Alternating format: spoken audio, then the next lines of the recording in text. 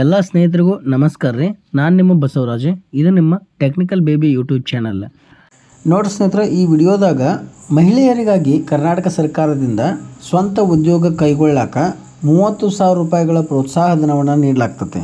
ಈ ಯೋಜನೆ ಯಾರಿಗೆ ಸಂಬಂಧಿಸ್ತಪ್ಪ ಅಂದ್ರೆ 18 ರಿಂದ 60 ವರ್ಷ ವಯೋಮಿತಿ ಒಳಗಿನ HIV ಅಥವಾ ಏಡ್ಸ್ ಸೋಂಕಿತ ಮಹಿಳೆಯರಿಗೆ ಈ ಯೋಜನೆ ಅನ್ವಯಿಸ್ತದೆ. ಕರ್ನಾಟಕ ಸರ್ಕಾರದಿಂದ ಜಾರಿಗೆ ತಂದಿರತಕ್ಕಂಥ ಈ ಯೋಜನೆ ಸಂಬಂಧಪಟ್ಟ ಮಹಿಳೆಯರಿಗೆ ಅನುಕೂಲವಾಗಲಿ ಅನ್ನೋ ಒಂದು ಉದ್ದೇಶದಿಂದ ಈ ವಿಡಿಯೋವನ್ನು ಮಾಡ್ತಾ ಇದ್ದೀನಿ. ಪ್ರಸ್ತುತ ಈ ಯೋಜನೆಗಾಗಿ ಕರ್ನಾಟಕ ಒನ್, ಗ್ರಾಮ ಒನ್ ಮತ್ತು ಬೆಂಗಳೂರು ಒನ್ ಕೇಂದ್ರಗಳಲ್ಲಿ ಅರ್ಜಿಯನ್ನು ಸಲ್ಲಿಸಬಹುದಾಗಿದೆ. ಹಾಗಾದ್ರೆ ಬರ್ರಿ ಸ್ನೇಹಿತರೆ, ಈ ಅರ್ಜಿಯನ್ನು ಸಲ್ಲಿಸಾಕ ಯಾವ್ಯಾವ ದಾಖಲೆಗಳು ಬೇಕಾಗ್ತವ, ಹೆಂಗೆ ನಾವು ಈ ಅರ್ಜಿಯನ್ನು ಸಲ್ಲಿಸಬೇಕು ಅನ್ನೋದನ್ನು ಸಂಪೂರ್ಣವಾಗಿ ಈ ವಿಡಿಯೋದೊಳಗೆ ನೋಡೋಣ. ನಮ್ಮ ಗ್ರಾಮ ಒಳಗೆ ಸೇವಾ ಸಿಂಧು ಲಾಗಿನ್ ಆದಮೇಲೆ ಸರ್ಚ್ ಟ್ಯಾಬ್ ಒಳಗೆ ವುಮೆನ್ ಅಂತೇಳಿ ಟೈಪ್ ಮಾಡಿದ್ವಿ ಅಂದ್ರೆ ವುಮೆನ್ ಕಾರ್ಪೊರೇಷನ್ಗೆ ಸಂಬಂಧಪಟ್ಟಂಗೆ ಎಲ್ಲ ಸರ್ವಿಸ್ಗಳು ಈಗಿಲ್ಲೇ ತೋರ್ಸಾಕತ್ತೈತಿ. ಸೆಕೆಂಡ್ ಆಪ್ಷನ್ ಒಳಗೆ ನೋಡಾಕತ್ತೀರಿ ಧನಶ್ರೀ ಯೋಜನೆಗೆ ಅರ್ಜಿ. HIV ಅಥವಾ ಏಡ್ಸ್ ಸೋಂಕಿತ ಮಹಿಳೆಯರು ಈ ಯೋಜನೆಯ ಸೌಲಭ್ಯವನ್ನು ಪಡೆಯಾಕ ಅರ್ಹರಾಗಿರ್ತಾರೆ. ಎಲ್ಲ ಅಪ್ಲಿಕೇಶನ್ದಂಗೆ ಈ ಅಪ್ಲಿಕೇಶನ್ನು ಕೂಡ ಆಧಾರ್ ದೃಢೀಕರಣದೊಂದಿಗೆ ಪ್ರಾರಂಭ ಆಗ್ತದೆ.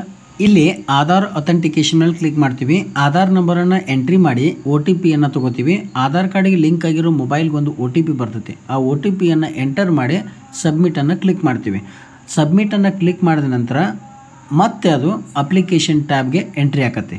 ಇಲ್ಲಿ ಗೆಟ್ ಆಧಾರ್ ಡೀಟೇಲ್ಸ್ ಮೇಲೆ ಕ್ಲಿಕ್ ಮಾಡಿದ್ವಿ ಅಂದ್ರೆ ಈಗ ನೀವು ಏನು ಅಥೆಂಟಿಕೇಶನ್ ಮಾಡಿರಲ್ಲ ಆ ಅಥೆಂಟಿಕೇಶನ್ ಮಾಡಿರೋ ಡಾಟಾ ಎಲ್ಲ ಆಟೋ ಹೆಚ್ಚಾಕತ್ತೆ. ಆಧಾರ್ ಅಥೆಂಟಿಕೇಶನ್ ಮೂಲಕ ಕೆಲವೊಂದಿಷ್ಟು ಡಾಟಾಗಳು ಅಷ್ಟೇ ಆಟೋ ಫಿಲ್ ಆಗ್ತವೆ. ಉಳಿದಿರೋ ಡಾಟಾ ಎಲ್ಲ ನಾವೇ ಫಿಲ್ ಮಾಡಬೇಕಾಕತಿ.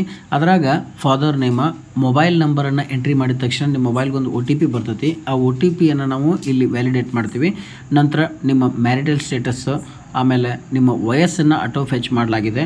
ನೆಕ್ಸ್ಟ್ ಅರ್ಜಿದಾರರ ಕ್ಯಾಟಗರಿಯನ್ನು ಎಂಟ್ರಿ ಮಾಡಿ ಪ್ರೋತ್ಸಾಹಧನವನ್ನು ಪಡೆಯಾಕ ಏನು ಉದ್ದೇಶ ಐತಿ ಅನ್ನೋದನ್ನು ಕೂಡ ನಾವಿಲ್ಲಿ ಎಂಟ್ರಿ ಮಾಡ್ತೀವಿ. ನಂತರ ಅರ್ಜಿದಾರರ ಜಾತಿ ಅಂದ್ರೆ ಕಾಸ್ಟ್ ಸರ್ಟಿಫಿಕೇಟ್ RD ನಂಬರನ್ನು ಎಂಟ್ರಿ ಮಾಡಿದ ತಕ್ಷಣ ಕಾಸ್ಟ್ನ ಎಲ್ಲ ಡಾಟಾವನ್ನು ಆಟೋ ಫೆಚ್ ಮಾಡಲಾಗ್ತದೆ. ನಂತರ ಅರ್ಜಿದಾರರ HIV ಅಥವಾ ಏಡ್ಸ್ ಸೋಂಕಿಗೆ ಸಂಬಂಧಪಟ್ಟಂತಹ ಮಾಹಿತಿಯನ್ನು ನೀಡಬೇಕಾಗ್ತದೆ. ನಂತರ ಯೋಜನೆಗೆ ಸಂಬಂಧಿತ ಕಾಲಮ್ನಲ್ಲಿ ಜಿಲ್ಲೆ, ತಾಲೂಕು ಹಾಗೂ ವಿಳಾಸವನ್ನು ಎಂಟರ್ ಮಾಡಿ ವಿಧಾನಸಭಾ ಕ್ಷೇತ್ರದ ಹೆಸರನ್ನು ಇಲ್ಲಿ ಸೆಲೆಕ್ಟ್ ಮಾಡಬೇಕಾಗ್ತದೆ. ನಂತರ ಲಾಸ್ಟಲ್ಲಿ ಒಂದು ಡಿಕ್ಲರೇಷನ್ನ ನೀಡಬೇಕಾಗ್ತದೆ. ಇಲ್ಲಿ ಈ ಮೊದಲು ನಾನು ಕರ್ನಾಟಕ ರಾಜ್ಯ ಮಹಿಳಾ ಅಭಿವೃದ್ಧಿ ನಿಗಮದಲ್ಲಿ ಯಾವುದೇ ಅರ್ಜಿಯನ್ನು ಸಲ್ಲಿಸಿಲ್ಲ, ಇದೇ ಮೊದಲ ಬಾರಿಗೆ ಅರ್ಜಿಯನ್ನು ಸಲ್ಲಿಸ್ತಾ ಇರೋದು.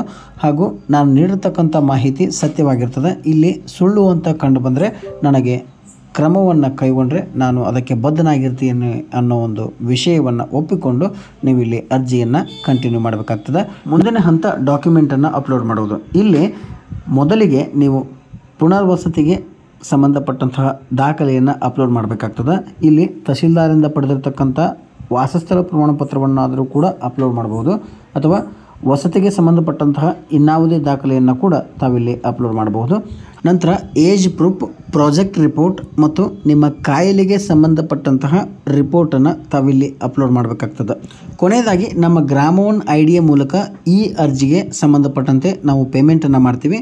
ಕೊನೆಯಲ್ಲಿ ನಿಮಗೊಂದು ರೆಸಿಪ್ಟನ್ನು ನೀಡ್ತೀವಿ. ಆ ರೆಸಿಪ್ಟು ನಿಮಗೆ ಫ್ಯೂಚರ್ ರೆಫರೆನ್ಸ್ಗಾಗಿ ಬೇಕಾಗ್ತದೆ.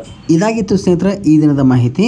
HIV ಅಥವಾ ಏಡ್ಸ್ ಸೋಂಕಿತ ಮಹಿಳೆಯರು ಸ್ವಂತ ಉದ್ಯೋಗವನ್ನು ಮಾಡಲು ಕರ್ನಾಟಕ ಸರ್ಕಾರದಿಂದ ಪ್ರೋತ್ಸಾಹಧನವಾಗಿ 30,000 ರೂಪಾಯಿಯನ್ನು ಪಡೆಯೋ ಯೋಜನೆ ಇದಾಗಿತ್ತು. ನಾವು ಮಾಡಿರೋ ಈ ವಿಡಿಯೋ ನಿಮಗೆ ಇಷ್ಟ ಆಗಿತ್ತಪ್ಪ ಅಂದ್ರೆ ಒಂದು ಲೈಕ್ ಮಾಡಿರಿ, ಇನ್ನೊಬ್ಬರಿಗೆ ಈ ವಿಡಿಯೋನ ಹಂಚ್ಕೋರಿ, ಅವರಿಗೂ ಕೂಡ ಅನುಕೂಲ ಆಗಲಿ.